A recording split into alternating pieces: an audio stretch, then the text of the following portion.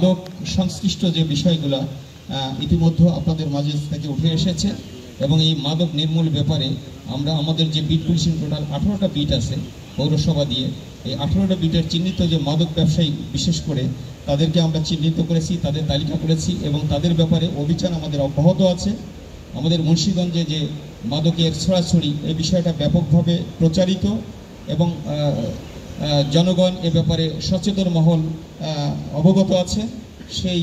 মাদককে বিশেষ করে মাদক বিক্রেতা এবং সেবনকারী দুইটা বিষয়কে কেন্দ্র করে, দুইটা বিষয়কে সামনে রেখে আমরা আমাদের পুলিশি অভিযান, আমাদের ক্যাম্প এবং থানার যে অফিসার আছে তাদেরকে সমন্বয় করে এবং প্রত্যেকটা গাইডলাইন বিশেষ করে আমি প্রত্যেকটা বিষয় নিয়ে আমি তাদের সঙ্গে কথা বলেছি এবং অভিযানগুলো জোরদার করেছি, যাতে যে বিদ্যমান সমস্যাগুলো আমাদের আজকের এই মুন্সিগঞ্জবাসী যে সমস্যাগুলো বলেছেন সেটা গড়গড়ি, মুন্সিগঞ্জ বিভিন্ন জায়গায় লোকালয়ে যে মাদকের ছড়াছড়ি সেইটা নিয়ন্ত্রণ করার জন্য আমাদের প্রচেষ্টা অব্যাহত আছে এবং যাতে প্রকৃতপক্ষে যারা মাদক বিক্রেতা তাদেরকে যেন আমরা নির্মূল করতে পারি। দ্বিতীয়ত যারা সেবনকারী আছে তাদের ব্যাপারেও আমরা সজাগ এবং সচেতন, যে কথা ইতিমধ্যে উঠে আসছে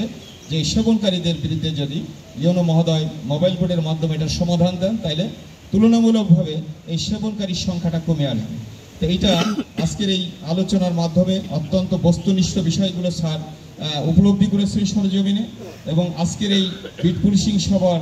যে মূল থিমটা যেটা যে আগে পুলিশের কাছে জনগণ যেত, এখন জনগণের কাছে পুলিশ আসবে। বিট পুলিশিংয়ের লক্ষ্য উদ্দেশ্য হলো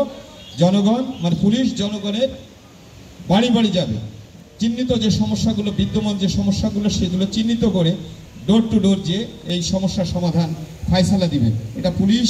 প্রত্যেকটা বাড়িতে যাবে, প্রত্যেকটা লোকালয়ে যাবে এবং বিট অফিসার যারা আছে তাদের বিট এলাকার ভিতরে কি কি সমস্যা আছে, মাদক ব্যবসায়ী,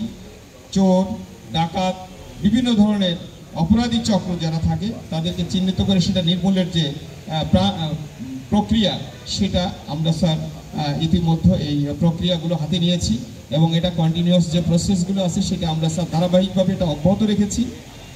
এটাকে নির্মূল কিভাবে করা যায় এবং নিয়ন্ত্রণ কিভাবে করা যায় সে ব্যাপারে আমাদের প্রচেষ্টা অব্যাহত আছে, অব্যাহত থাকবে। আপনার কাছে আমরা স্যার কমিটেড, আজকে জনগণের সামনে স্যার প্রতিশ্রুতিবদ্ধ এবং আপনি আজকে স্যার আপনি বলেছেন যে আমি জনগণের কাতারে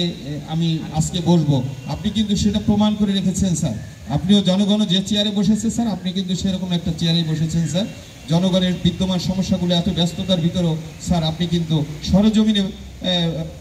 পরিদর্শন করে সেটা সেই বাস্তব চিত্রটা কিন্তু স্যার আপনি উপলব্ধি করতে পেরেছেন। আমি কথা দীর্ঘায়িত করব না স্যার, আপনার যে মেসেজগুলো, আপনার যে নির্দেশনাগুলো স্যার সেগুলো প্রতিটা ক্ষেত্রেই স্যার অক্ষরে অক্ষরে পালন করবে এবং জনগণের যে প্রত্যাশিত সেবা স্যার সেটা দেওয়ার জন্য স্যার অঙ্গীকারবদ্ধ এবং প্রতিশ্রুতিবদ্ধ স্যার। এবং আপনি যে মেসেজগুলো দিয়ে যাবেন আজকে স্যার সেটার ন্যূনতম ব্যত্যয় যাতে আমাদের পুলিশের পক্ষ থেকে না ঘটে সে ব্যাপারে আমরা সর্বোচ্চ সতর্ক থেকে এবং আজকে যারা আমার স্যারকে সম্মানিত করেছেন তথা জেলা পুলিশকে সম্মানিত করেছেন সবাইকে